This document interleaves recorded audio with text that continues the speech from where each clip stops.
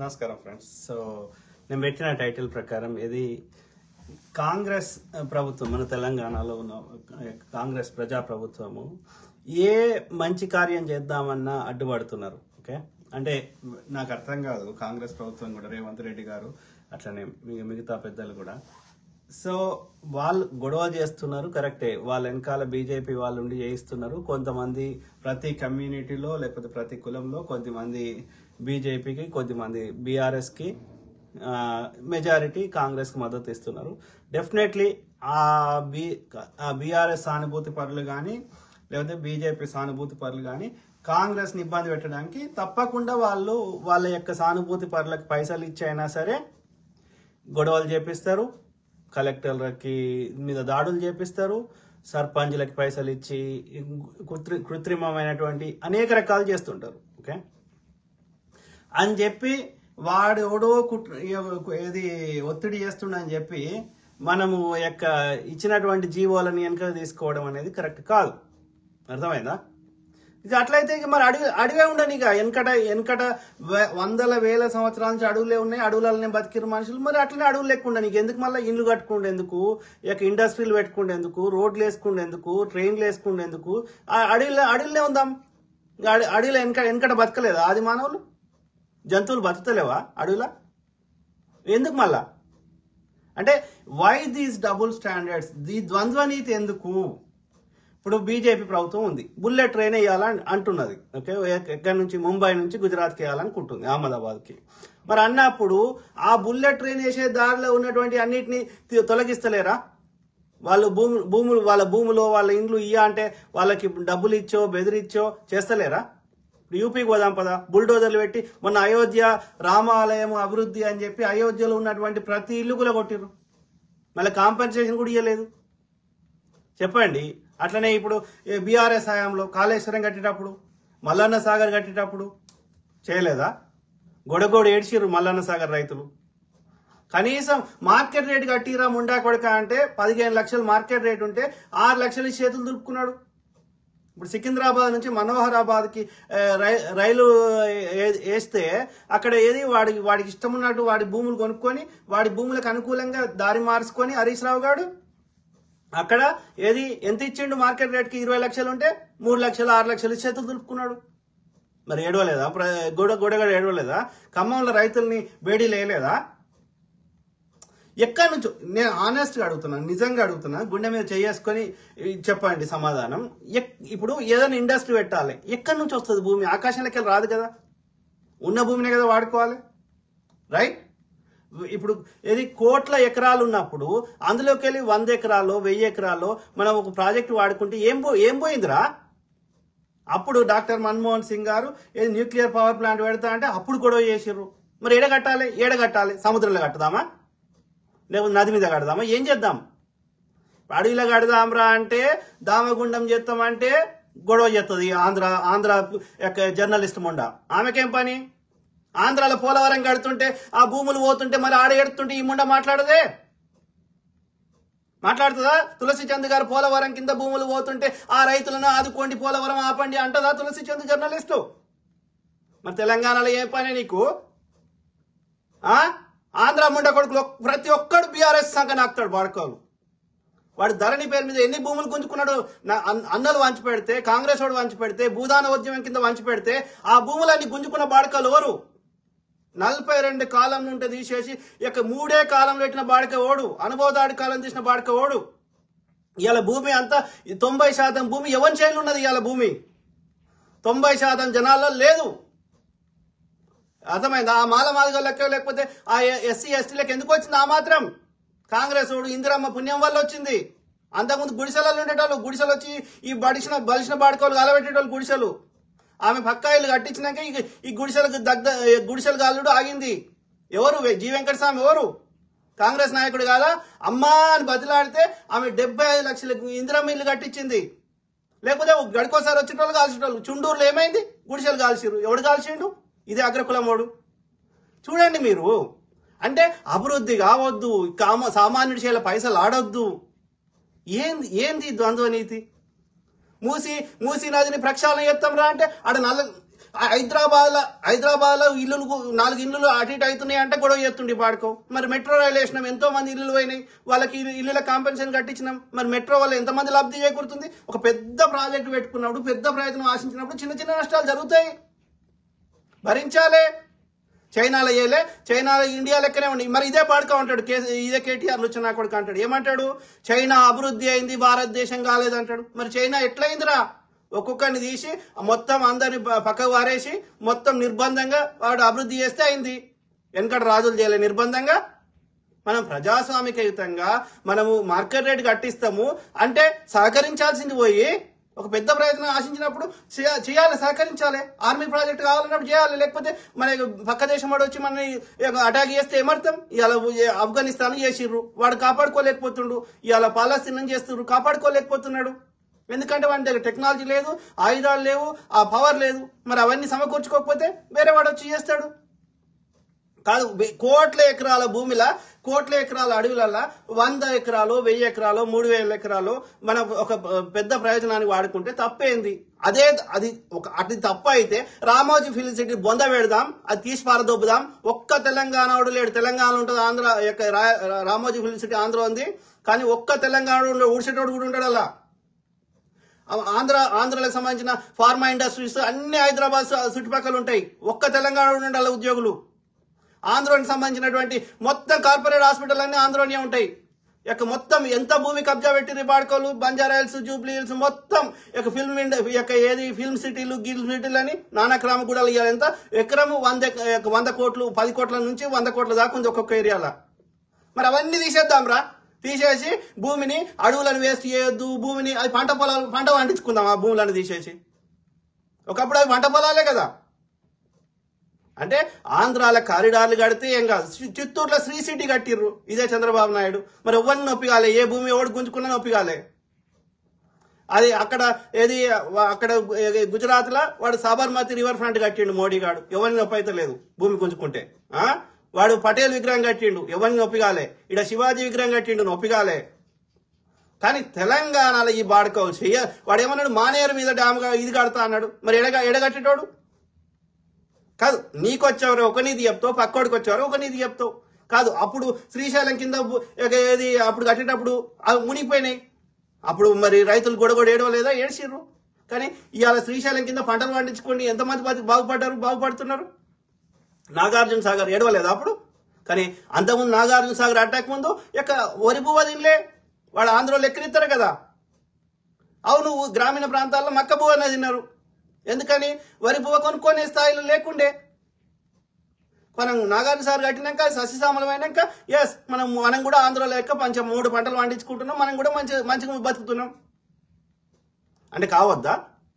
మరి రోగాలు వస్తే మందులు వద్దా? ఇలా ఐటీ ఇండస్ట్రీ వద్దా? ఐటీలో పనిచేసే వాళ్ళు వద్దా? ఎవడు కడతాడు? మరి ట్యాక్స్లో ఎవడు కట్టాలి? రైతులకు వచ్చే ఆమ్దాన్ని తక్కువ, వాడు కట్టనే కడతాడంటే సేల్స్ ట్యాక్స్ కడతాడు, జిఎస్టీ కడతాడు, కానీ ఇది కట్టాడు, మన ఇన్కమ్ ట్యాక్స్. మరి ఇన్కమ్ ట్యాక్స్ కట్టాలంటే పెద్ద ఉద్యోగం కావాలి. ఏడికెళ్ళి వస్తుంది? మరి తీసేద్దాం ఐటీ ఇండస్ట్రీలో? చెప్పండి దయచేసి. ఇలా వాటర్ పొల్యూషన్, ఎయిర్ పొల్యూషన్ అవుతుంది, సౌండ్ పొల్యూషన్ అవుతుంది. ఇన్ని వాహనాలు వస్తే మళ్ళీ మన దేశంలో ఉన్న పైసలన్నీ ఆ దుబాయ్లకి, ఆ యొక్క ఆయిల్ కంపెనీలకి మధ్య ఆయిల్ ఇంపోర్ట్ చేసుకుంటే ఆ దేశాలకు పోతున్నాయి మన పైసలు. ఇది వద్దు అంటే పబ్లిక్ ట్రాన్స్పోర్టేషన్ ఇంప్రూవ్ చేయాలి, బస్సులు, ట్రైన్లు ఇంప్రూవ్ చేయాలి. Train system చేయొద్దా? ట్రైన్ వేయాలంటే మరి పోదా జాగా? ఇల్లు యాడికెళ్ళి వస్తుంది జాగా? అయినా లేదా? మన కరువు అయిందా జాగా? అంటే కావాలని లుచ్చబాడుకోలు, కావాలని కాంగ్రెస్ ప్రభుత్వం ఇలాంటి అభివృద్ధి చేయదు. వాడు చేస్తే ప్రజలకు మంచి జరుగుతుంది, ప్రజల చేతిలో పైసలు ఆడతాయి, అట్లనే కాంగ్రెస్ పేరు వస్తాయి, ఓట్ల కింద కన్వర్ట్ అవుతుంది, మళ్ళీ వాడే అధికారం ఉంటాడు. కాబట్టి అభివృద్ధి చేయొద్దు, తోలు తీస్తాం. ఇథనాల్ ప్లాంట్ ఎందుకు వద్దురా? ఇథనాల్ ప్లాంట్ ఏ ఇండస్ట్రీలోకి వెళ్ళిన రసాయనాలు వస్తాయిరా? అందులోకి ఇప్పుడు మనం తిన్న ఆహారం కాకుండా వేస్ట్ రాదా? వేస్ట్ రావద్దు అంటే సృష్టించిన అడుగుని, ప్రకృతిని అడుగుని. మళ్ళీ వానికి దొడ్డికి వచ్చిందని చెప్పి వాడికి అసలు ఇది సిస్టమే వద్దు, నాకు మనిషినే చంపేయండి అంటే దానికి ఒక పద్ధతి ఉంటుంది.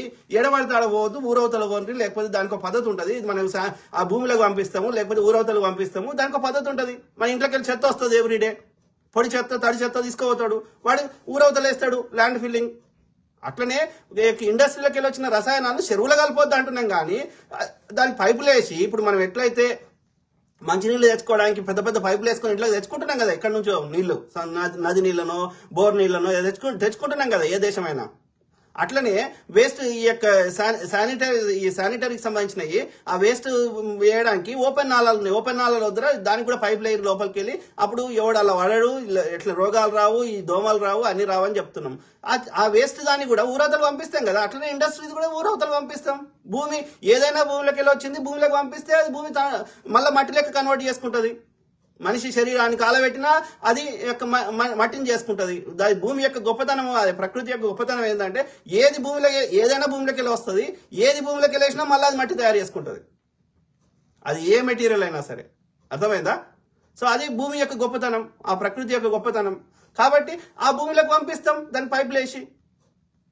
మనం తాగే నీళ్ళలో కలిపితే అది అనేక రకాలుగా అనర్థాలు అవుతున్నాయి, పంటలు పండించుకోలేకపోతున్నాం, అట్లనే మనం వాడుకోలేకపోతున్నాం అని బాధగా తప్ప దాని ఇండస్ట్రీలో వచ్చే వ్యర్థ పదార్థాలని కాదు. ఇథనాల్ ప్లాంట్లు ఇదే తులసి చంద్ గారు నాతోటి రండి, నాతోటి ఇంటర్వ్యూకి రండి. తెలంగాణలో ఏది పెట్టవద్దు అభివృద్ధి ముండా కొడుకులు, పెట్టకపోతే ఈ దామగుండంలో పెట్టే ప్లాంట్ ఆంధ్రాకు పోవాలి. ఇక్కడ ఇథనాల్ ప్లాంట్ పెట్టకపోతే ఆంధ్రాకు పోవాలి. ఇదే చంద్రబాబు నాయుడు వచ్చిన కొడుకు యొక్క ముఖ్యమంత్రి కాకముందు ఎన్ని మన యొక్క నిజాం గారు ఎన్ని కంపెనీలు పెట్టిండో. ఇవాళ చార్మినార్ సిగరెట్ ఫ్యాక్టరీ, 21 హాస్పిటల్లు యొక్క కాగజీ, ఒక దేశంలో ఉండే అన్ని వ్యవస్థలు స్థాపించిండు ఆయన. బాంబేలో మొదటి రైలు నడిపినప్పటికీ బ్రిటిష్ కాలంలో, కానీ భారతదేశంలో మొదటి యొక్క దక్షిణ మధ్య రైల్వే సిస్టమ్ ని ప్రారంభించింది మన హైదరాబాద్ లో, దక్షిణ మధ్య రైల్వే. తర్వాత నాంపల్లి వచ్చింది. మనకి సొంతంగా కరెన్సీ ప్రింట్ చేసుకునే వ్యవస్థ ఉండే, సొంతంగా ఆయుధాలు తయారు చేసుకునే వ్యవస్థ ఉండే. ఈ రంగం లేదు అనేది లేకుండే. ఆల్ ఇన్ వాచెస్ అంటే ప్రపంచంలోనే అత్యంత ధనవంతుడు ఆయన ఆ రోజులనే నిజాం గారు. అట్లా ఏ ఇండస్ట్రీ లేకుండా పెట్టిండు. ముండకొడుకు ఏం చేసిండు? ఆంధ్ర ముండకొడుకు వాడిని ఆంధ్ర వ్యాపారస్తులకు లాభం కావాలని సికింద్రాబాద్ జనరల్ మేధాన్ని చంపేసి ఆంధ్రానికి సంబంధించిన చందనా బ్రదర్స్, బొమ్మనా బ్రదర్స్ లేపిండి ఈ బాడుకో.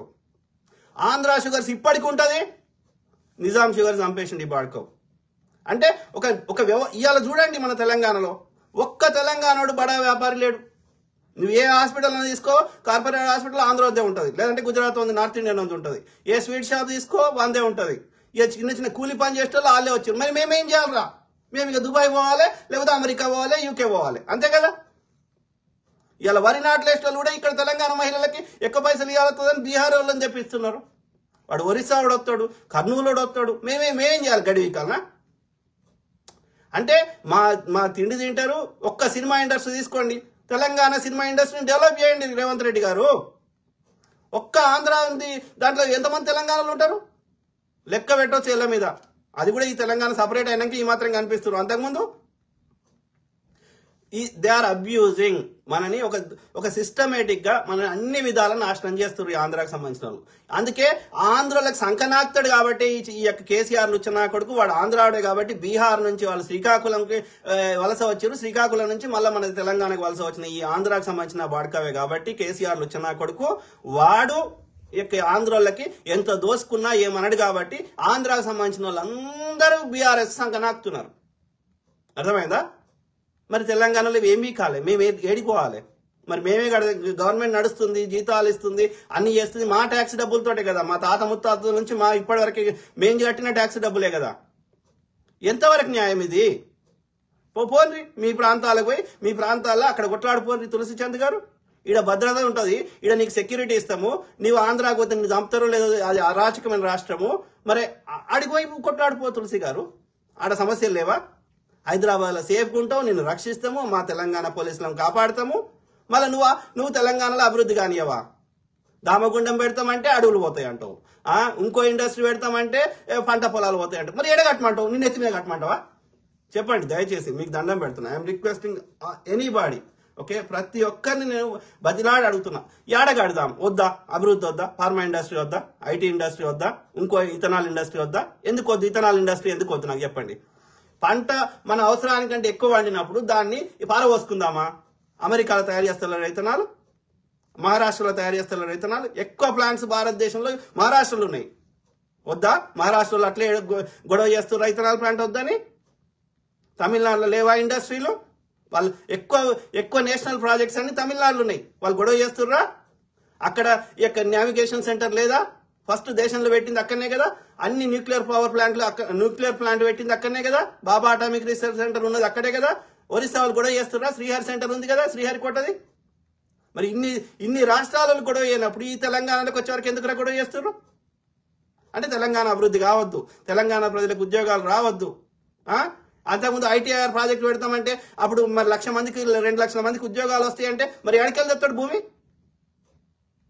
అవును, రైతులకు పంటలు పండించుకోకపోతే ఇంకా లేదా భూమి? ఇక కరువు అయిందా? ఇంకో దగ్గర ఇస్తారు జాగా. కాంగ్రెసే కదరా ఇది చట్టం తెచ్చింది 2013లో. ఇది అంతకుముందు ఎంత ఇచ్చారు? మార్కెట్ రేట్ 20 లక్షలు ఉంటే 3 లక్షలు 2 లక్షలు చేతులు దులుపుకున్నారు. అట్లా కాదు, అది పద్ధతి కాదని చెప్పి కాంగ్రెస్ ప్రభుత్వం చట్టం తెచ్చి భూమికి భూమి ఇచ్చి అట్లనే వాళ్ళకి ఉద్యోగం ఇచ్చి వాళ్ళ మెడికల్ ఖర్చులు భరించి అన్ని అది తెస్తే కేసీఆర్ గారు ఏం చేసిండు? ఒక జీవో తెచ్చి అది చెల్లకుండా చేసిండు. మల్లన్న సార్ కింద 15 లక్షలు ఇరా అంటే 3 లక్షలు 6 లక్షలు చేతులు దులుపుకున్నారు. ఇప్పటికే ఏడుస్తున్నారు. మళ్ళీ వాళ్ళకి సరే పునరావాసం కల్పించలే. మనం అట్లా చేస్తలేం కదా. మార్కెట్ రేట్ ఇస్తామంటున్నాం కదా, వాళ్ళ ఇంట్లో ఉద్యోగం ఇస్తామంటున్నాం కదా. తప్పేం చేస్తున్నాం చెప్పండి దయచేసి. ఇలా మూసి నది ఎందుకు ప్రక్షాళన చేయొద్దు చెప్పండి?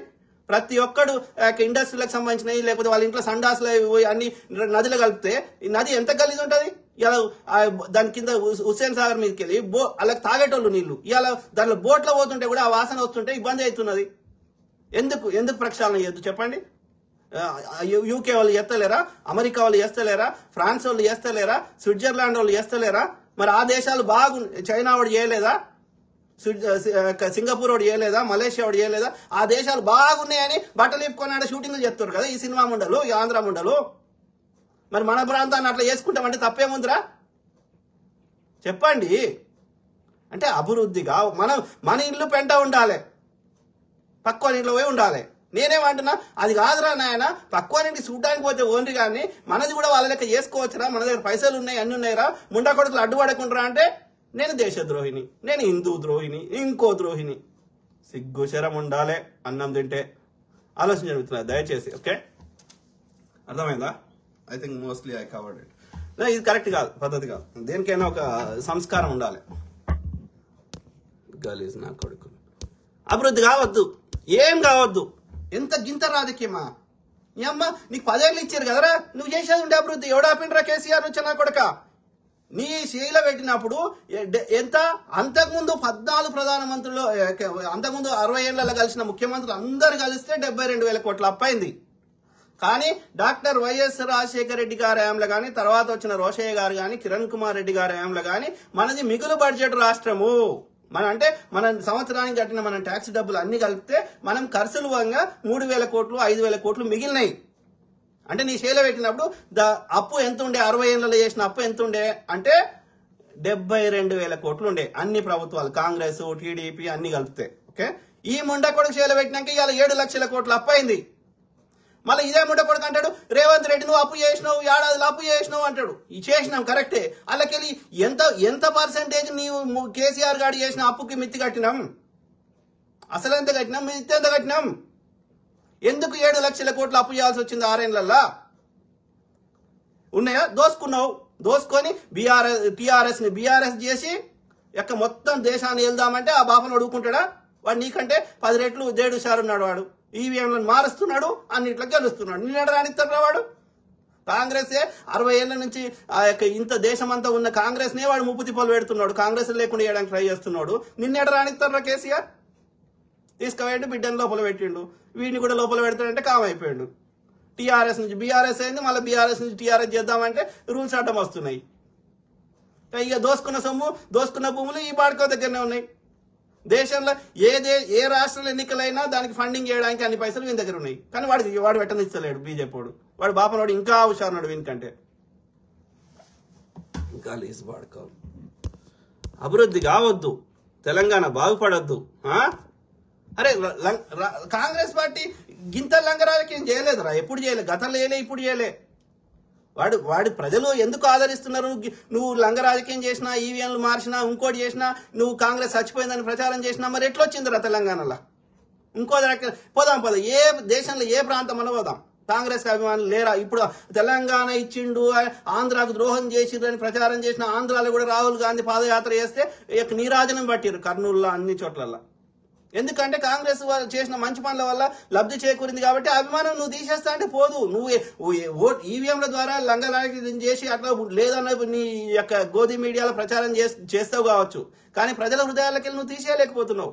అర్థమైందా? అందుకే ఏమైతుంది, నువ్వు ఎంత ప్రచారం చేసినా ఒక ఎన్నిక కాకపోతే ఇంకో ఎన్నికల మంచి ఫలితాలు వస్తున్నాయి. అర్థమైందా? కాబట్టి కాంగ్రెస్ పార్టీ ఒక ఎన్నికల కోసమో ఒక పీకడం కోసం చేయదు. ఏ పని చేసినా ప్రజలకి వాళ్ళ సిద్ధాంతమే మంచి చేయాలనే ఉద్దేశం ఉంది కాబట్టి అది వెనకటి నుంచి స్వతంత్రం రాకముందు కూడా కొట్లాడింది కదా. అప్పుడైతే రాజకీయం లేకుండే కదా. మరి ఒక్క ఆర్ఎస్ఎస్ వాడు ఎందుకు కొట్లాడలే, ఒక్క బీజేపీ వాడు ఎందుకు కొట్లాడలే? మళ్ళీ బ్రిటిష్ వానికి తొత్తుగా పనిచేసి వాని సంకనాకి వాని కింద ఆర్మీ పనిచేసి మళ్ళీ ఇదే కాంగ్రెస్ వాళ్ళని ఇదే దేశం స్వతంత్రం కోసం కొట్లాడిన వాళ్ళని ఇబ్బంది పెట్టిన పాడుకోలేరు. బ్రిటిష్ వాడిని బూట్లు నాకిన వాళ్ళు, బ్రిటిష్ వాని దగ్గర క్షమాభిక్ష కోరినోడు, బ్రిటిష్ వాని దగ్గర పెన్షన్ తీసుకున్నాడు. ఇలా ముస్లిం అంటున్నాడు. ముస్లిం తోటి కలిసి అక్కడ బెంగాల్లో గవర్నమెంట్ ఏర్పాటు చేసినాడు. సింధు బలూచిస్తాన్ లో నార్త్ వెస్ట్ ఫ్రాంటియర్ ప్రావిన్స్ లో ఏది గవర్నమెంట్ ఫామ్ చేసినాడు. ఇదే బాపనోడు కాదా? ఇదే ఆర్య బ్రాహ్మణుడు కాదా? ఇదే బీజేపీ ఆర్ఎస్ఎస్ కాదా? ఒక పద్ధతి, ఒక నియమము, ఒక ఎథిక్స్ ఏమైనా ఉన్నాయా? నువ్వు మంచి ఏవో ఒక్క బీజేపీ రాష్ట్రంలో రైతులకు రుణమాఫీ చేసిండో చూపెట్టండి. ఒక్క బీజేపీ రాష్ట్రంలో ఒక 50,000 ఉద్యోగాలు ఇచ్చింది చూపెట్టండి. యూపీలో గొడగొడ ఏడుస్తున్నారు. మనం చేస్తుంటే మనని ఇబ్బంది పెట్టుడు, కాళ్ళకు అడ్డమేసుడు. No, this is not correct. Revanth Reddy గారికి అట్లనే కాంగ్రెస్ ప్రభుత్వానికి, కాంగ్రెస్ లో ఉన్న పెద్దలకి నేను రిక్వెస్ట్ చేస్తున్నా. ఓకే, ప్రజలకి ఏది మంచి జరుగుతుందో అది చేయాల్సింది అంతే. ఎవరిని భూమి పోతే వానికి మార్కెట్ రేట్ కట్టిస్తాం. నీకు మార్కెట్ రేట్ వద్దయితే వేరే జాగాలో భూమి ఇస్తాం. అట్లనే వాళ్ళ ఇంట్లో ఒక ఉద్యోగం ఇస్తాం. ఓకే, వాళ్ళకి బతుకుదరువు చూపెడతాం. అంతవరకే కానీ నువ్వు ప్రాజెక్టును అడ్డుపడతా అంటే తోలు తీస్తాం. అది ఇథనాల్ ప్లాంట్ కానీ, ఫార్మా ఇండస్ట్రీ కానీ, ఇంకో ఐటీఆర్ ప్రాజెక్ట్ కానీ, లేకపోతే ఇంకో ఇండస్ట్రీ కానీ తప్పదు. ఓకే, మనకి పెద్ద లెవెల్లో మంచి జరగాలన్నప్పుడు చిన్న చిన్న నష్టాలు భరించాలి. ఇవాళ ఇంటిగ్రేటెడ్ స్కూల్స్ పెడతామంటున్నాం. ఏడ పెడతావు? ఎడకలు తెస్తావు భూమి? ఏడ అనుకూలంగా ఉంది, అధికారులు ఆ యొక్క సబ్జెక్ట్ మ్యాటర్ ఎక్స్పర్ట్ చెప్తే అక్కడ వాళ్ళకి వేరే వాళ్ళ భూమి ఉంటే వాళ్ళకి పైసలు ఇచ్చి కొనుక్కుంటాం. కానీ మేము మార్కెట్ రేట్ ఇస్తామంటున్నాం. సహకరించాలి. పెద్ద ప్రయోజనం, జాతి ప్రయోజనం ఆశించినప్పుడు సహకరించాలి. మహాత్మా గాంధీ గారు ఆయన యొక్క స్వతంత్ర ఉద్యమంలో భాగంగా పోరాటం చేసి ఆయనకు పార్టీకి మీటింగ్ పెట్టాలంటే ప్రజలని తన యొక్క స్వాతంత్రంగా ఆకాంక్షను ప్రజల లోపల రగల్చాలంటే మీటింగ్లు పెట్టాలంటే మీటింగ్ పెట్టడానికి పైసలు లేకపోతే నెహ్రూ గారి, సుభాష్ చంద్ర బోస్ గారి ఫోటోలు అమ్మిండు. ఇదే విజయవాడకు వస్తే ఒక పేరు నేను మర్చిపోయినా, ఒక వ్యభిచారిని ఉండే. ఓకే, ఆమె తన శరీరం మీద ఉన్న అన్ని నగలు ఇచ్చేసింది. ఇదే దుర్గాబాయి దేశ్ముఖ్ గారు ఇవాళ మన డీడీ కాలనీ స్థాపించడంలో కీలక పాత్ర పోషించింది. ఆ దుర్గాబాయి దేశ్ముఖ్ హాస్పిటల్ పెట్టిన ఆమె దుర్గాబాయి దేశ్ముఖ్ గారు. ఆమె ఆ గాంధీ గారి మాటలు విని ఆ యొక్క స్వతంత్ర ఉద్యమంలో పాల్గొన్నది. ఆమె దాచిపెట్టుకున్నాయి పైసలన్నీ ఇచ్చింది. అట్లా ఎంతో మంది అట్లా ఉండే, దేశం మీద అట్లా ప్రేమ ఉండే, దేశం కోసం ఒక నాయకుడు పిలిపిస్తే తమ ప్రాణాలను ఆత్మాహుతి దళాలుగా తయారయ్యి దేశం కోసం ప్రాణాలు అర్పించిన వాళ్ళు ఉన్నారు. కానీ ఇట్లా లంగ రాజకీయం చేసింటే స్వతంత్రం వచ్చేది కాదు. ఓకే, అమెరికా లెక్క, లేకపోతే ఆస్ట్రేలియా లెక్క తెల్లల దేశం అయ్యేది భారతదేశం. ఈ బీజేపీ ఆర్ఎస్ఎస్ బతికేటోళ్ళు తప్ప ఎవడు బతికేటపోతుండే. ఇట్లా కొట్లాడితేనే కదా, ఇట్లా ఈ త్యాగాలు చేస్తేనే కదా ఇవాళ ఈ పరిస్థితి. ఇవాళ అల్లూరి సీతారామ సినిమా తీసి చూసుకుంటున్నాం. ఆలోచించండి మిత్రులారు ప్లీజ్. ఓకే, ఇది కరెక్ట్ గా. రైతుల భూమి అమ్మితే కొట్టుకోండి, బలవంతంగా లాక్కోవడం తప్పు కాదా? మరి వాడి తెలంగాణ శ్యామ్ పగిడిపల్లి చెప్పు బ్రదర్, హానెస్ట్ గా చెప్పు. ఓకే, ఇప్పుడు మనం ప్రాజెక్టు కట్టాలనుకుంటున్నాం. ఏ ప్రాజెక్ట్ అయినా కానీ నేను ఇప్పుడు మాట్లాడుతూ రేవంత్ రెడ్డి గారు ఇంకోటి లగచారు ఒక్కటే మాట్లాడుతున్నారు. ఎనీ ప్రాజెక్ట్, ఇప్పుడు ఆదిలాబాద్ లో ఇథనాల్ ప్రాజెక్టు, ఇంకో దగ్గర, ఇప్పుడు మహారాష్ట్రలో same story. Okay, across the world ఇప్పుడు బుల్లెట్ ట్రైన్ వేస్తా అంటున్నాడు మోడీ. ఓకే, సో మరి దానికి ఒక నిర్దేశిత మార్గం కానీ ఒక లొకేషన్ కావాలి. మరి ఏం చేద్దాం? ఇలా శ్రీశైలం అనేది ఎడబడతాడో కట్టలేం కదా, ఆ నది ఉన్న దగ్గరనే కట్టాలి కదా. ఇలా మల్లన్న సాగర్ ఎడబడతాడో కట్టలేం కదా, ఆ ఇంజనీర్లు అందరు చెప్పిన దగ్గరనే కట్టాలి కదా. రైట్, ఇలా గంతెందుకు? ఇప్పుడు అడవిలోకి పోతే అడవిని కూడా దోసుకుంటున్నావు. చిన్న గుడి ఉందంట, గుడి పేరు మీద ఉన్నదంట, దోసుకుంటుందని చెప్పబట్టి. ఇప్పుడు నువ్వు అంటే ఇప్పుడు రైతులు అంటున్నావు, మరి అడవిలో చేస్తారు కదా దామగుండం, దానికి ఎందుకు లొల్లి చేస్తారు? అంటే లంగ రాజకీయం తప్ప ఏం లేదు ఇక్కడ. పోతాయి, పోలేదా? నాగార్జున సాగర్ కడితే పంట పొలాలు పోలేదా? శ్రీశైలం కడితే ఓలేదా? ఇవాళ ఈ రామోజీ ఫిల్మ్ సిటీ కడితే ఇప్పటికీ వాడి మీద కంప్లైంట్స్ ఉన్నాయి. రామోజీ ఫిల్మ్ సిటీ మీద ఇంతమంది రైతులకు పైసలు ఇవ్వకుండా వాడు కబ్జా పెట్టిండని. మరి వీడి ధరణి కింద భూములు గుంజుకుంటే పోలేదా రైతులకి? అవన్నిటితో పోలిస్తే మేము మార్కెట్ రేట్ ఇస్తాం రా అయ్యా, మీకు మీ ఇంట్లో ఉద్యోగం ఇస్తాం రా అయ్యా, ఆ 2013 భూసేకరణ చట్ట ప్రకారం మేము మీకు కావాల్సిన కాంపెన్సేషన్ ఇస్తాం రా, భూమి ఇస్తాం వేరే దగ్గర మీకు కావాలంటే, భూమి వద్ద అయితే పైసలు ఇస్తామంటే తప్పేమంటున్నాం? కట్టొద్దా? Integrated schools కట్టొద్దా? చెప్పు బ్రదర్, తీసేద్దాం. మరి మీరు చెప్పిందే లాజిక్ నిజమైతే తెలంగాణ భవన్ తీసేసి పంట పొలాలు పండించుకుందాం, బంజారాయిల్స్లో ఉన్న అన్ని తీసేసి పంట పొలాలు పండించుకుందాం, చేద్దాం. ఆడికి కృష్ణానది నీళ్లు, గోదావరి నీళ్లు తీసుకొస్తాం మేము. మరి తీసేయండి మీరు, మీ ఫిల్మ్ ఇండస్ట్రీలు, మీ యొక్క అందరి ఇండస్ట్రీలు తీసేయండి. మీరేమో ఉన్న భూమిని మొత్తం కబ్జా పెడతారంట, తీసుకుంటారంట. ఇలా వాడు ఎక్కడెక్కడ కడుతుండే అపార్ట్మెంట్లు, ఈ యొక్క వాడోడు TV9 వాడు కొన్నోడు, మరి వాడి భూములన్నీ ఇచ్చేయండి. ఎన్ని పెద్ద పెద్ద అపార్ట్మెంట్లు కడుతున్నాడు వాడు, రామేశ్వరరావు, తీసేయండి.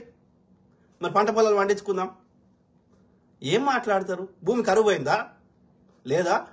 ఎన్ని కోట్ల ఎకరాలు ఉంది? ఎన్ని 1.53 లక్షల టన్నుల వరి పంట దిగుబడి చేసుకున్నాం. అంటే భూమి లేకపోతే ఎక్కడికెళ్ళి వచ్చింది దిగుబడి? కావాలంటే ఆడ అడవిలలో కూడా పోడు చేసుకొని సదును చేసుకొని పంటలు పండించుకుంటారు కదా. లేదా? కరువు పోయిందా భూమి? ఎంత బంజర్ భూమి ఉంది? ఒక్కొక్క దొర కింద ఎన్ని వేల ఎకరాలు ఉంది? తీయండి. ఒక్కొక్క బీఆర్ఎస్ నేత కింద చెరువులు కబ్జా పెట్టిన ఎన్ని వేల ఎకరాలు ఉంది? తీయండి. లేదా? భూమి కరువుపోయిందా? పెద్ద ప్రయోజనం మరి ఏడ కట్టమంటావు చెప్పు శ్యామ్, నేను ఆనెస్ట్గా అడుగుతున్నా. ఇప్పుడు నువ్వు వద్దంటున్నావు, పంట పొలాలు వద్దంటున్నావు, నువ్వు చెప్పిన దగ్గర కడదాం. నీకున్న ఇంజనీరింగ్ రీసెర్చెస్, మీ బీఆర్ఎస్కు ఉన్నటువంటి ఇంజనీర్లను పిలిచి ఈడొద్దు, ఈడ పంట పొలాలు పోతున్నాయి, గీడ కట్టమని చెప్పుంటే ఆడ కడదాం. చెప్పమా. You show the alternative. అర్థమైందా? దానికి ఇంకోటి చూపెట్టు. వద్దు అనడం సమస్య పరిష్కారం కాదు. నువ్వు అది అక్కడ వద్దయితే ఇంకెక్కడ కట్టమంటావు చెప్పు. ఇలా మహారాష్ట్రలో గిన్ని ఇథనాల్ ప్లాంట్లు ఉన్నాయి, అమెరికాలో గిన్ని ఉన్నాయి. ఎక్కడ ఎవరికి సమస్య వస్తలేదు. ఎందుకంటే రైతులకు అదనపు ఆదాయం వస్తున్నది. మన దేశంకి ఆ యొక్క పెట్రోల్ ఇంపోర్ట్ చేసుకోవడం తగ్గుతున్నది, డిపెండెన్సీ. సో దానివల్ల అనేక ప్రయోజనాలు ఉన్నాయి. పాడేసే చెత్త నుంచి మనకి పెట్రోల్ వస్తుంది. అర్థమైందా? ఇవాళ ఢిల్లీలో ఆడ కాలబెడుతుర్రా చెత్తని కాలబెట్టకుర్రా, మేము ఇథనాల్ తయారు చేసుకుంటాం అంటారు. తప్పేం చేస్తున్నారు? ఎస్, దానికి రసాయనాలు వేస్ట్ వస్తే దానికి సపరేట్ పైప్ పెట్టి భూమిలోకి పంపిద్దాం వేరే దగ్గరికి, పంట పొలాలకు రాకుండా. అదేమైనా సమస్య ఉంటే చెప్పండి. అంతేగాని వద్దు వద్దు వద్దు అమాయక ప్రజల్ని, వాళ్ళకి ఏం తెలియదు పాపం, వాళ్ళని రెచ్చగొడతా అంటే మీ లంగ రాజకీయం కోసం అభివృద్ధి జరగదు.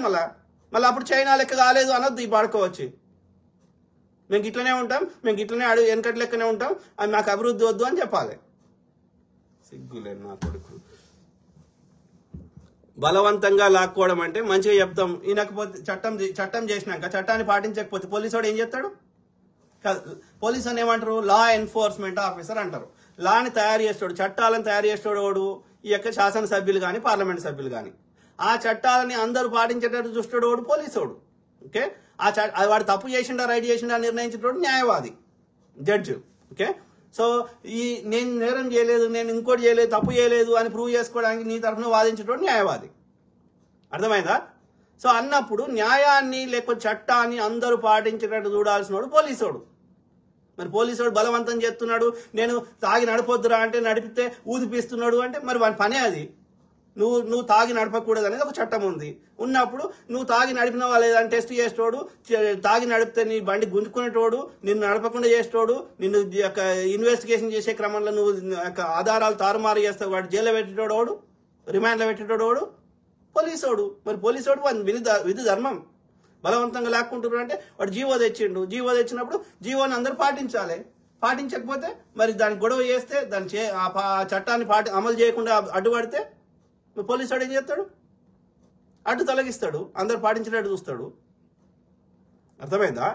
కాదు, ఇట్లా అడ్డుపడితే ఏం అభివృద్ధి కాదు. No, that's not correct. మనం సహకరించాల్సింది పోయి అడ్డుపడతామంటే, బలవంతంగా లాక్కుంటామంటే మరి అంటుండు కదా. వాళ్ళు కొంతమంది పోయినరు. ఇప్పుడు మూసి ప్రక్షాళన కింద 200 మంది పోయినరు. మిగతా వాళ్ళని పోకుండా ఈ బీఆర్ఎస్ వాళ్ళు బీజేపీలు పోయి ఆడ వండుకొని వాళ్ళని రెచ్చగొడుతున్నారు. వాళ్ళు ఎందుకు రెచ్చిపోతున్నారు? వాళ్ళు మామూలుగా అయితే వింటారు. ఎందుకు రెచ్చిపోతున్నారు? వీడు పైసలు ఇస్తాడు, వీడికి లేకపోతే అందులో కొంతమంది బీఆర్ఎస్ సానుభూతి పరులు ఉంటారు, లేదా బీజేపీ సానుభూతి పరులు ఉంటారు, లేకపోతే వాడు సానుభూతి లేకున్నా వీడు పైసలు ఇచ్చానని చెప్పిస్తాడు. లేకపోతే వాళ్ళు ఏండ్ల నుంచి ఒకటే దగ్గర ఉన్న వాళ్ళకి కొత్త జాలకు పోవాలంటే ఇబ్బంది అవుతుంది, డెఫినెట్లీ అవుతుంది. కాబట్టి వాళ్ళు కొంతమంది ఫోన్ అంటారు.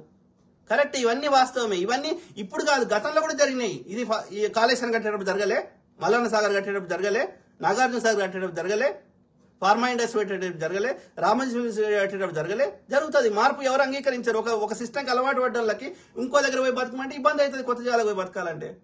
కానీ తప్పదు. తల్లికి బిడ్డ జన్మనియాలంటే ప్రసవ వేదన పడాలి, అంతే. వద్దు తల్లి నాకు ప్రసవ వేదన వద్దు అంటే కలవదట్లా. మరి పుట్టినోడు సావద్దు అంటే మరి సస్తున్నాడు, కలవదు. కొత్త బిడ్డకి జన్మనియాలంటే తల్లి ప్రసవ వేదన పడాల్సింది, అంతే. అది ప్రకృతి ధర్మం. ఓకే, పరీక్ష రాయకుండా నేను పాస్ కావాలంటే సాధ్యం కాదు. అట్లనే ఒక మార్పు కావాలి, ఒక పెద్ద ఇండస్ట్రీ కావాలి, ఉద్యోగాలు కావాలి, అభివృద్ధి కావాలంటే చిన్న పెయిన్ భరించాల్సింది, అంతే. అర్థమైందా? కాబట్టి ఆ చిన్న పెయిన్ కూడా నేను భరించాలంటే మార్పు జరగదు. బిడ్డకి జన్మనియదా తల్లి? సింపుల్. ఆలోచించు బ్రదర్. ఏమంటుండో శ్యామ్, దామగుండ భూములు లాక్కొని స్థానికులకు ఉద్యోగాలు ఇవ్వకుండా నార్త్లకు ఉద్యోగాలు ఇస్తే వికారాబాద్ చుట్టుపక్కల రైతులు, కూలీలు, అక్కడ చదువుకున్న విద్యార్థులు నష్టపోరా? వేరే దగ్గర ప్లేస్ లేదు. ప్రాజెక్టు పెట్టడానికి బీజేపీ నాయకుల ప్రయోజనాల కోసమే ప్రాజెక్టు. బస్తీ నిధుల పేరుతోనే బీజేపీ నాయకులు సమస్యను తప్పుదోవ పట్టిస్తుంటే రేవంత్ రెడ్డి కేంద్రానికి సహకరిస్తున్నాడు. కరెక్ట్ కాదు బ్రదర్. నువ్వు అన్నది కరెక్ట్ అయితే ఓకే. మరి ఈ యొక్క తమిళనాడులో ఉన్నటువంటి అది తీసేద్దాం, ఏది నావిగేషన్ సెంటర్. ఓకే, కల్పక్కంలో ఉన్నటువంటి న్యూక్లియర్ రియాక్టర్ తీసేద్దాం. నువ్వు చెప్పిన ఒరిస్సాలో ఉన్నటువంటి శ్రీహరికోటలో ఉన్నటువంటి ఇస్రోని తీసేద్దాం. చెంపాపేటలో ఉన్నటువంటి సంతోష్ నగర్ దాటినాక ఉన్నటువంటి డిఆర్డిఓ తీసేద్దాం. నువ్వు చెప్పిన లాజిక్ కరెక్ట్ అయితే. అర్థమైందా? మరి బొల్లారంలో అక్కడ ఉన్నది కదా ఇవాళ మిలిటరీది.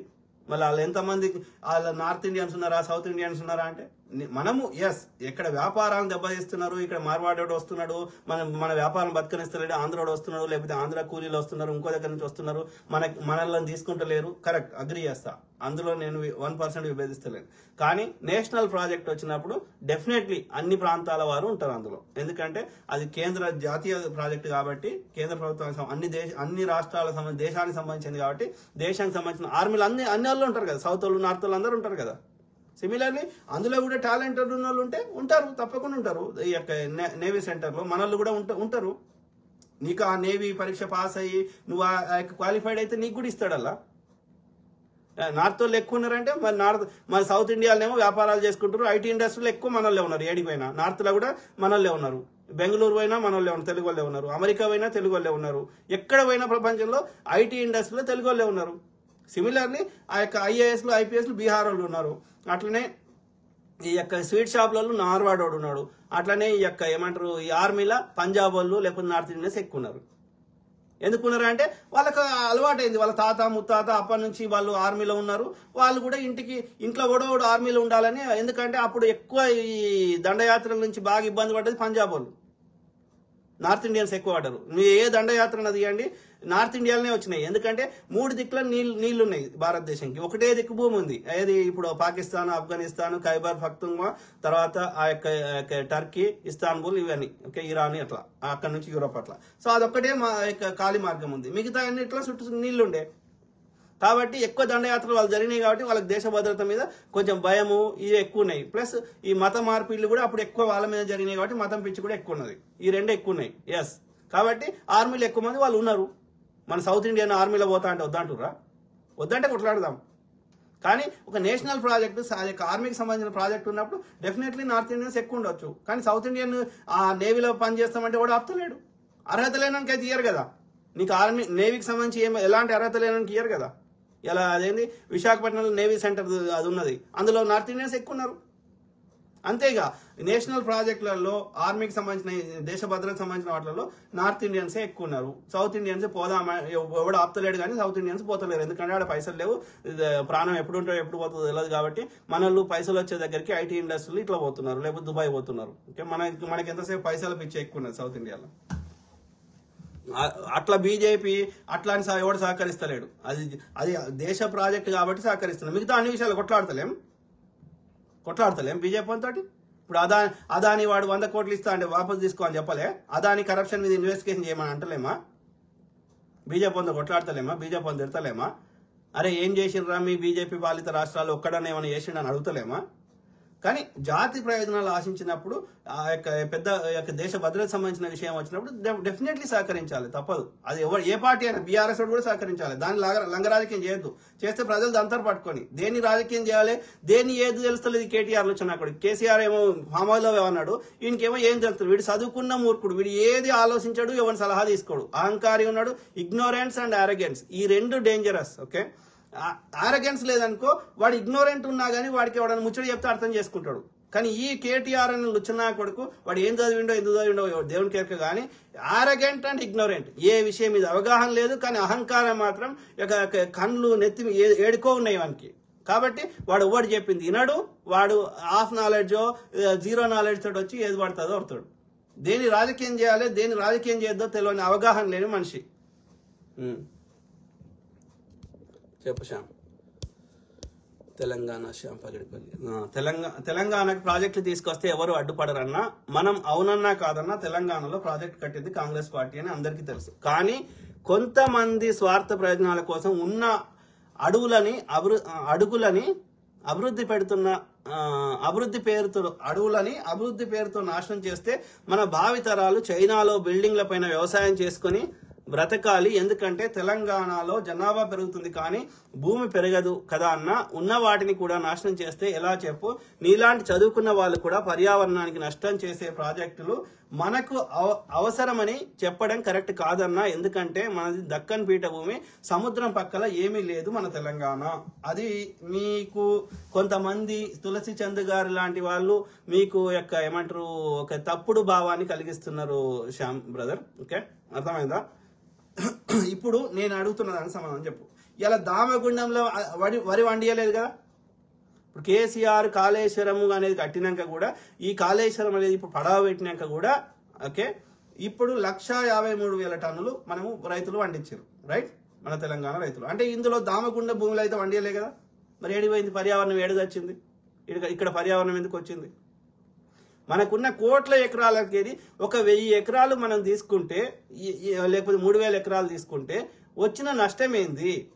ఎస్, వాళ్ళు ఆర్మీ వాళ్ళు క్లియర్ చెప్పారు, ఒక చెట్టుకి 5 చెట్లు మేము వేరే దగ్గర పెడతామని చెప్పారు. ఎస్, మనం ఇంకా గ్రీనరీ పెంచాల్సిన అవసరం ఉంది. తప్పకుండా హరితహారం కింద అవి ఎక్కడైనా మొక్కలు పెంచే ప్రయత్నం చేస్తాం. ఇంకా పెంచాలంటే కెన్యా లాగా కొన్ని దేశాల్లాగా ఇంకా దాన్ని ఒక ఉద్యమం లాగా చేద్దాం. ఎక్కడ ఖాళీ జాగా ఉన్నా పెంచుదాం, తప్పు లేదు. దానికి ఈ అభివృద్ధికి లింక్ పెట్టకూడదు. అర్థమైందా? మరి ఏం చేయమంటు నువ్వు చెప్పు. నిన్నే ముఖ్యమంత్రి చేస్తావు అనుకో శ్యామ్, ఇక నువ్వు అభివృద్ధి చేయవా? ఇక నువ్వేం ఎట్లా మరి ఏం నాకు వేరే జాగాలో జాగా చూపెట్టు. నువ్వు వద్దంటున్నావు కదా, నాకు వేరే జాగాలో జాగా చూపెట్టు. ఎందుకు కట్టొద్దు? రేపు ఈ ప్రాజెక్ట్ వద్దంటావు, రేపు వేరే ప్రాజెక్ట్ అడుగుతాడు వాడు. ఫార్మసిస్ట్ వాడు అడుగుతాడు, ఇప్పుడు అదాని వచ్చి అడుగుతాడు, వాడు మలేషియా కంపెనీ వాడు వచ్చి అడుగుతాడు. మరి ఇవ్వద్దా వాళ్ళకి భూములు? మరి ఏడుకెళ్ళి ఇస్తాం? ఇవాళ అన్ని మీరు హైదరాబాద్ చుట్టుపక్కల ఒకప్పుడు అన్ని భూములే కదా. ఇలా సిటీ ఎక్స్పాండ్ అవుతూ పోయింది కదా. ఒకప్పుడు ఇవాళ శంషాబాద్కి ఇప్పటికి కలిసిపోయింది కదా. అంటే నువ్వు ఎక్కడో అక్కడ దాన్ని 3,000 ఎకరాలు తీసుకుంటే మొత్తం గాలి లేకుండా అయిపోతుందా? చైనాలో కూడా మనం చెప్పినంత లేదు. ప్లస్ చైనా జనాభా ఎక్కువ ఉన్నది. అయినప్పటికీ చైనా పెద్ద దేశం, అనేక దేశాలను వాళ్ళు కబ్జా పెట్టారు, చాలా పెద్ద దేశం. చైనాలో ఏమి గాలి లేకుండా ఏం బతుకుతలేరు, మంచిగా ఉన్నారు. అర్థమైందా? కావాలంటే ఒకసారి చైనా పోయిరా, కావాలంటే నేను చైనాకి సంబంధించిన వీడియోలు చాలా పంపిస్తా.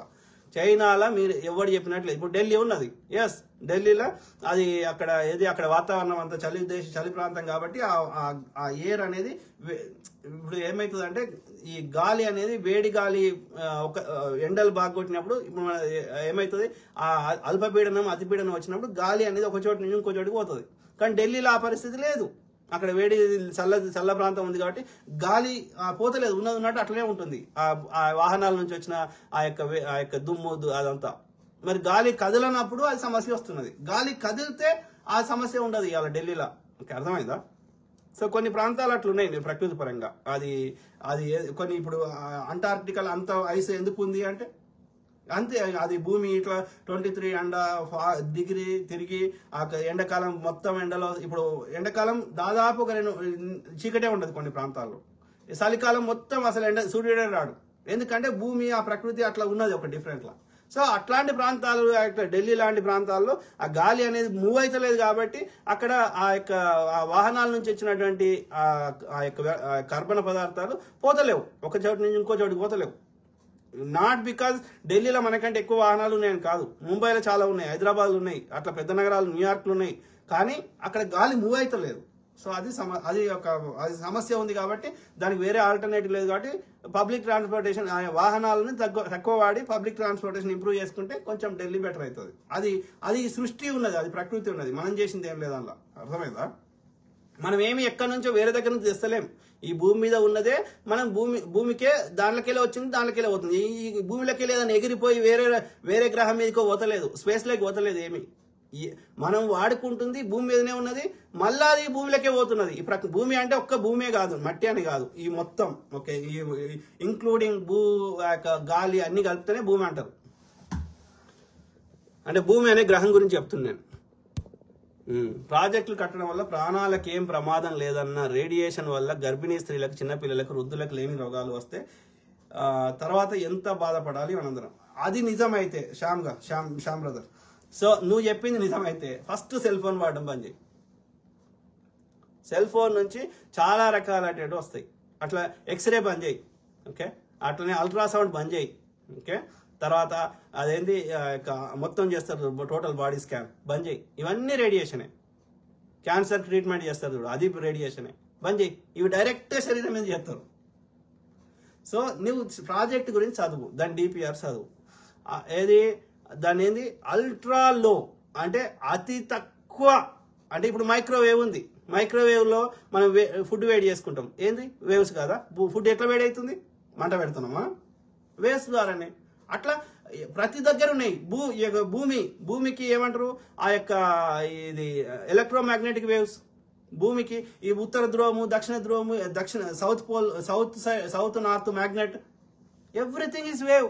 ఇప్పుడు నీ ఇంట్లో రేడియో వస్తుంది, ఏంటిది? Wave, electromagnetic wave. అర్థమైందా? సో అట్లా నీ ఇంట్లో టీవీ వస్తుంది, ఇట్స్ ఎ వేవ్. దాన్ని అవాయిడ్ చేయలేవు నువ్వు. ఈ తరంగాలని నువ్వు ఆపలేవు, అది ప్రకృతిలో ఉంది, అది సృష్టిలో ఉంది. అన్ని రకాల తరంగాలు మనకి చెడు జరగవు. వాటి వల్ల ఎన్నో ప్రయోజనాలు ఉన్నాయి. ఆ తరంగాలు లేకపోతే మనం ఎలాంటి సిగ్నల్ని ఒక ప్రాంతం నుంచి ఇంకో ప్రాంతానికి పంపలేము, ఏమి చేయలేము. ఇలా ఈ శాటిలైట్ నుంచి అన్ని తీస్తున్నాం, ఎట్లా తీస్తున్నాం? కాబట్టి they are essential part of our life. అర్థమైందా? సో కాబట్టి అన్ని రకాల తరంగాలు మనకు చెడు చేయవు, ఏవో కొన్ని మాత్రమే ఉన్నాయి, ఓకే. ఆ రేంజ్ కంటే ఎక్కువ చేయరు. అట్లాంటిది ఈ యొక్క నేవీ ప్రాజెక్ట్ అనేది అల్ట్రాలో మీరు దాని డిపిఆర్ చదవండి. ఇలా తమిళనాడులో ఉంది, ఎవ్వరికి ఏ రోగం రాలేదు, ఓకే. అది ఎందుకంటే చాలా తక్కువ ఫ్రీక్వెన్సీలో, చాలా తక్కువ పవర్ అన్నట్టు. సో దానివల్ల ఎవ్వరికి ఎలాంటి నష్టం చేకూరదు, ఏ గర్భిణీ స్త్రీలకు చేకూరదు. అంతెందుకు మన యొక్క అదేంది మన అదే గ్రహణం వస్తుంది కదా, గ్రహణం వస్తే ఆ యొక్క చూడొద్దు సూర్యునికి వెళ్ళి కూడా తరంగాలు వస్తాయి. అందులో ఇప్పుడు మార్నింగ్ సూర్యుడిని అయితే మనం ఆపలేం కదా. ఎర్లీ మార్నింగ్ బయట వాకింగ్ చేయమంటారు, లేకపోతే సూర్యునిలో గడపమంటారు పొద్దుగాల. లేదు అంటే సాయంత్రం చేయమంటారు, మిట్ట మధ్యాహ్నం చేయొద్దు అంటారు. ఎందుకని? యూవీ రేస్ వస్తాయి మిట్ట మధ్యాహ్నము ఆఫ్టర్ 10 or 11 తర్వాత నుంచి ఒక 4-5 లోపల, ఓకే, ఒక 12 నుంచి 4 అనుకో, లేకపోతే 11 to 5 ఈ మధ్య కాలంలో సూర్యుడి నుంచి ఎందుకంటే ఆ యొక్క సూర్యుడి నుంచి ఎప్పటికి వస్తాయి, సూర్యుడే మారడు, కానీ ఆ భూమి తిరిగే విధానంలో మనకి ఆ అల్ట్రా వైలెట్ రేస్ డైరెక్ట్గా వచ్చినప్పుడే పడతాయి. అర్థమైందా? పొద్దుగాల సాయంత్రం పడవు, మన దగ్గర రావు, భూమి మీదకి రావు, ఓకే. సో కాబట్టి మిట్ట మధ్యాహ్నము వీలైతే అవాయిడ్ చెయ్యి, ఎండలో పోకు, పోయినా ఏదైనా టోపియో గీపో పెట్టుకొని పో, అర్థమైందా? కవర్ చేసుకొని పో, లేకపోతే సన్ స్క్రీన్ పెట్టుకొని పో. లేకపోతే అట్లా పోకపోతే ఏమవుతుంది, చాలా మందికి మచ్చలు వస్తాయి, ఇట్లా ఒక ముఖం ఒక రకంగా తయారవుతుంది. వ్యవసాయదారులకి, ఎండల బయటలకి మీరు చూడండి. ఓకే, సో నీడ పట్టు నుండు, లేదంటే ఏదైనా కవర్ చేసుకో, లేదు అంటే సన్ స్క్రీన్ పెట్టుకో. మరి సూర్యుడి నుంచి వచ్చే తరంగాలు మనం ఆపలేకపోతున్నాం. సూర్యుని ఆపుతామా? ఇలా రావద్దయా సూర్యుడు అంటే ఆగుతుందా? కానీ ఈ దామగుండం ప్రాజెక్టు, నేవీ ప్రాజెక్టు నేను ఎనఫ్ రీసెర్చ్ చేసిన, అక్కడ ఈ తమిళనాడులో ఒక్కరికి కూడా ఎలాంటి నష్టం జరగలేదు. అది మామూలు సూర్యకిరణాల కంటే, మైక్రోవేవ్ తరంగాల కంటే, భూమి యొక్క ఎలక్ట్రోమాగ్నెటిక్ వేవ్స్ కంటే అన్నిటికంటే అత్యంత తక్కువ పవర్ గలది. అంటే దానివల్ల ఎలాంటి నష్టం ఎవరికి జరగదు. అది నేను చెప్పిన తప్పు అయితే నీకు తెలిసిన ఎవరితోటన్నా నాకు డైరెక్ట్ కాల్ చెప్పి, లేకపోతే ఇక్కడ ఫోన్ లైవ్లో మాట్లాడదాం. సో కాబట్టి ఈ ప్రాజెక్ట్ వల్ల ఏ తరంగము ఎవ్వరికి ఏమి జరగదు. ఇప్పుడు విమానం నడపాలన్నా తరంగాలు కావాలి, రాకెట్ నడపాలన్నా తరంగాలు కావాలి. Every signal needs a wave. Telangana Shyam Pagadipalli ఏమంటున్నావు బ్రదర్? ఇస్తా అన్న ప్రాజెక్టులు ఇవ్వకుండా పెద్దన్న ప్రాజెక్టులు తీసుకొచ్చి పెడతా అంటే ఎలా? Bayyaram project, Kazipet coach factory, Navodaya పాఠశాలలు, గిరిజన యూనివర్సిటీ, బుల్లెట్ ట్రైన్ విభజన హామీలో ఉన్నటువంటి మన తెలంగాణకు ఇవ్వకుండా వద్దన్న వాటిని మద్దతు పలుకుతాడు రేవంత్ రెడ్డి. మెజారిటీ ప్రజల అభిప్రాయాన్ని ధిక్కరించి పరిపాలన చేస్తా అంటే కేసీఆర్ పట్టిన గతే రేవంత్ రెడ్డికి పడుతుంది. అప్పుడు డీజే ఫాలో వచ్చి కూర్చోవాలని వాడి ప్లాన్. మీరు ఎన్ని కుట్రలు చేసినా బీఆర్ఎస్ సానుభూతి పరులు, ఓకే, అది వాస్తవం కాదు. డెఫినెట్లీ మేము చాలాసార్లు అడిగినాం, బయ్యారం కోచ్ ప్రాజెక్టు మాకు ఇవిరా అయ్యా, ఐటీఆర్ ప్రాజెక్ట్ ఇయ్యి, కాజీపేటలో కోచ్ ఫ్యాక్టరీ పెట్టు, 4 ఎయిర్పోర్ట్లు ఇయ్యి, అనేకం చేయమని మనం కంటిన్యూస్గా కేంద్ర ప్రభుత్వాన్ని అడుగుతూనే ఉన్నాం. ఆ ముండా కొడుకు మనకి ఇస్తలేడు, అది అన్ఫార్చునేట్. కానీ దానికి నువ్వు దామగుండం ప్రాజెక్టు లింక్ పెడతా అంటే అది చెల్లదు. ఓకే, అది ఒక ఆర్మీకి సంబంధించింది, అది రాజకీయాలకు సంబంధం లేనిది. దాన్ని ఒక దేశ ప్రయోజనాల గురించి ఆశించినప్పుడు, ఇక తమిళనాడులకు నొప్పి కానప్పుడు, ఆంధ్రప్రదేశ్ నొప్పి కానప్పుడు, ఇంకో రాష్ట్రం నొప్పి కానప్పుడు, మహారాష్ట్రం నొప్పి కానప్పుడు తెలంగాణకి ఎందుకు నొప్పి అవుతుందో నాకు అర్థం కాదు. ఓకే, అది కేవలం లంగ రాజకీయం చేస్తారు బీఆర్ఎస్. ఎస్, మిగతా మన కేంద్రం నుంచి రావాల్సినవి తప్పకుండా అడుగుతున్నాం, అడుగుతూనే ఉంటాం. రేవంత్ రెడ్డి గారు లంగ రాజకీయం చేస్తలేరు. ఈ యొక్క నేను గమనించింది, ఎస్, ఎవరైనా రాజకీయ నాయకుడు ఎన్నికలప్పుడు చేయాల్సిన వాళ్ళ యొక్క ప్లానింగ్ చేస్తారు. అది కానీ ఈ యొక్క తెలంగాణని బాగుపరచడంలో కానీ మిగతా విషయాల్లో రేవంత్ రెడ్డి గారు వాళ్ళ ప్రేమతోటే అన్ని ఒక 1 yearలో చెప్పండి. మీరు 10 ఏళ్ళ యొక్క బీఆర్ఎస్ పాలన అనేది ప్రోగ్రెస్ రిపోర్ట్ ఇద్దాం. అట్లనే 11 ఏళ్ళ 10.5 ఏళ్ళలో 11 ఏళ్ళ బీజేపీ పాలన దిద్దాం, లేదంటే ఏ బీజేపీ పాలిత రాష్ట్రం అనేది ఇద్దాం. ఒక్క 1 yearలో రేవంత్ రెడ్డి గారి పాలనలో తీద్దాం. ఎన్ని ఉద్యోగాలు బీజేపీ పాలిత రాష్ట్రంలో ఇచ్చారు, ఎన్ని ఉద్యోగాలు కేసీఆర్ గారు ఇచ్చారు, ఎన్ని ఉద్యోగాలు కాంగ్రెస్ ప్రభుత్వం రేవంత్ రెడ్డి గారు ఇచ్చారు, లెక్క పెడదాం. సింపుల్ కదా, దూద్ కా దూద్ పానీ కా పానీ. ఎన్ని కోట్లు, లేకపోతే ఎన్ని లక్షల మందికి రైతులకు రుణమాఫీ చేసిండు కేసీఆర్ గారు, ఎన్ని లక్షల మందికి రైతులకి రుణమాఫీ చేస్తున్నాడు బీజేపీ పాలిత రాష్ట్రాల్లో. అట్లనే కాంగ్రెస్ ప్రభుత్వం ఎంతమందికి చేసిందో లెక్క పెడదాం. ఎన్ని లక్షల కోట్లు, ఎన్ని వేల కోట్లు, అయిపోయింది కదా. ఇలా దాచేది ఏముంటుంది? రేవంత్ రెడ్డి గారు మొన్న 18,000 కోట్లు మొన్న చేసిండు, ఇప్పుడు చేస్తున్నాడు. ఉచిత విద్యుత్ ఇస్తున్నాడు. ఇవన్నీ ఇప్పుడు దాదాపు వాళ్ళు చెప్తున్న లెక్క ప్రకారం 54,000 కోట్లు, ఒక 2,5 లక్షల కోట్ల బడ్జెట్లోకి వెళ్ళి 54,000 కోట్లు కేవలం రైతులకి కేటాయించాడు 1 yearలో. తీయండి, బీజేపీ పాలిత రాష్ట్రాలు తీయండి, బీఆర్ఎస్ పాలిత రాష్ట్రాలు తీయండి. బీసీ బంధు అన్నాడు కేసీఆర్ గారు, ఎంతమందికి ఇచ్చిండు? దళిత బంధు అన్నాడు, ఎంతమందికి ఇచ్చిండు? 30 లక్షల, ఎంత 3 లక్షల కోట్లు కావాలరా మొత్తం దళితులకి ఇవ్వాలంటే అన్నాం. ఎంతమందికి ఇచ్చిండు? 10 మందికి ఇచ్చిండు, చేతులు దొరుకుతున్నాడు. ఒక్క పరీక్ష అన్ని లీకులే తప్ప ఒక్కటి నోటిఫికేషన్ ఇచ్చిండు, లీకులు చేసిండు తప్ప ఒక్కటి ఫిల్ చేయాలి కేసీఆర్ గారు, ఒక్కటి ఫిల్ చేయాలి బీజేపీ వాళ్ళు. కంపేర్ చేయాలి కదా. మనం ఏది పడుతుంది, సోషల్ మీడియా ఉంది, ఇంకో మీడియా ఉంది, లేదా మనం చెప్తే రాష్ట్రీయ మీడియా ఉంది కాబట్టి ఏది పడుతుంది మాట్లాడుతా అంటే చెల్లుతుందా? ప్రజలు గమనిస్తలేరా? ఇవాళ కానిస్టేబుల్ ఉద్యోగాలు వచ్చినాయి, వాళ్ళు ఎంత మంచిగా సంతోషపడుతున్నారు వాళ్ళ కుటుంబాలు. ఇలా డిఎస్సి అయి వాళ్ళకి ఉద్యోగాలు వచ్చినాయి, Group 1 వాళ్ళకి ఉద్యోగాలు వచ్చినాయి, Group 4 వాళ్ళకి వస్తాయి. సో వాళ్ళ కుటుంబాలు ఎంత బాగుపడుతున్నాయి. ఆ ఉద్యోగం వచ్చినాడు మర్చిపోతాడా? కాంగ్రెస్ వంచిన భూములు తీసుకున్నాడు మర్చిపోతాడా? కాంగ్రెస్ ఇచ్చినటువంటి ఇందిరమ్మ ఇల్లు తీసుకున్న వాళ్ళు మర్చిపోతారా? నువ్వు ఏదో బురద వెళ్తే నిజం అయిపోతుందా? అది తప్పు మాట బ్రదర్ శ్యామ్. అన్న మాట్లాడితే తులసి చందు అక్క చెప్పింది వింటున్నారు మీరందరూ అని అంటున్నారు. ఆమె బీజేపీకి వ్యతిరేకంగా టీఆర్ఎస్ వ్యతిరేకంగా మాట్లాడడం మీరు సమర్థించారు అన్న. ఆమె నిజం చెప్పడం కూడా తప్పేనా? నేను గమనించింది శ్యామ్, ఆమెను చాలా రోజుల నుంచి నేను అబ్జర్వ్ చేస్తున్నా. ఆమెకు నేను చాలాసార్లు మద్దతు ఇచ్చాను. ఎందుకంటే ఆమె ఒక ఈ యొక్క బహుజనులు లేకపోతే ఆమె యొక్క కొన్ని విషయాల్లో ఆమె కరెక్ట్ గానే మాట్లాడు. ముఖ్యంగా బీజేపీకి సంబంధించిన వాళ్ళ యొక్క అరాచకాలని సామాన్యులకు అర్థమయ్యే భాషలో చెప్పడంలో తులసి చంద్ గారు తన యొక్క జర్నలిజం నైపుణ్యాన్ని కరెక్ట్ గా వాడి చాలా సందర్భాలు చెప్పింది. దానికి నేను ఇప్పటికి కూడా అప్రిషియేట్ చేస్తున్నా. ఏది బీజేపీ తప్పిదాలు ఎత్తి మన తెలుగు ప్రజలకు అర్థమయ్యేటట్టు చెప్పడంలో తులసి చంద్ గారు she did a good job. కానీ వెన్ ఇట్ కమ్స్ టు యొక్క తెలంగాణ అభివృద్ధి విషయాల్లో కానీ ఇక మిగతా విషయాల్లో కానీ ఆమె బీఆర్ఎస్ కి లేకపోతే ఆర్ఎస్ ప్రవీణ్ గారికి గుడ్డిగా మద్దతు ఇస్తుంది. అది కరెక్ట్ కాదు. తెలంగాణలో అభివృద్ధి కాకుండా ఇట్లా నెగిటివ్ గా ప్రచారం చేస్తా అంటే కలవదు. నిజంగా ఆమెకు ఆ ఉద్దేశం ఉంటే ఆంధ్రాలో పోలవరాన్ని ఆపండి. పోలవరం కింద ఆడ భూములు గుంజుకుంటున్నారు, ఆపండి. పోలవరం వద్దని చెప్పండి తులసి గారు.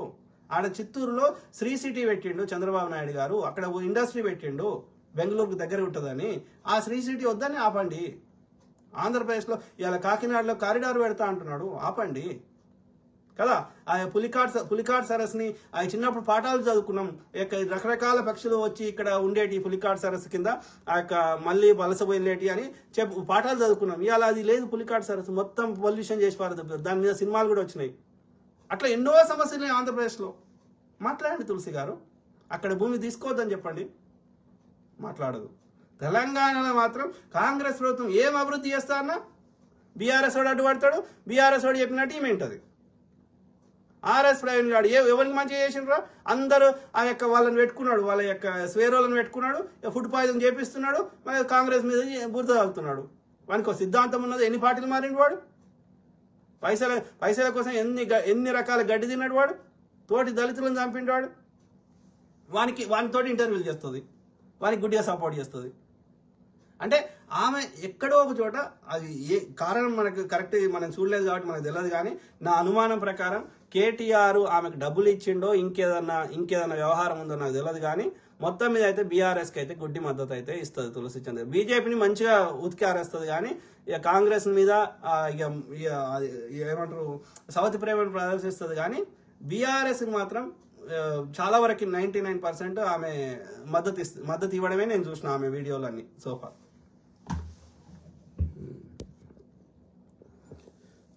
తెలంగాణ షాంపూ. ఓకే అన్న, థ్యాంక్ యూ, గుడ్ నైట్. ప్రతి సమస్య మీద ఇలాగే మాట్లాడుతూ ఉండండి. Bye, take care. Okay brother, thank you. So thank you to all my brothers, sisters, friends, everyone. ప్రతి అంశం మీద అవగాహన చేస్తా, అట్లనే మీ తరఫున వాయిస్ ఇస్తా. ఓకే, సిచ్యువేషన్ తగ్గట్టుగా. ఎందుకంటే నేనేం రాజకీయ నాయకుని కాదు. నాకేమో వ్యూస్ తెచ్చుకొని ఏదో నాకు 4 పైసలు సంపాదించుకోవాలనే ఆలోచన 1% కూడా లేదు. కాబట్టి సిచ్యువేషన్ తగ్గట్టుగా మనం మాట్లాడాల్సిన అవసరం ఉంది అనిపిస్తేనే మాట్లాడతా. ఓకే, సో సర్వే జన సుఖినో భవంతు. God bless all. Take care. Good night. Bye.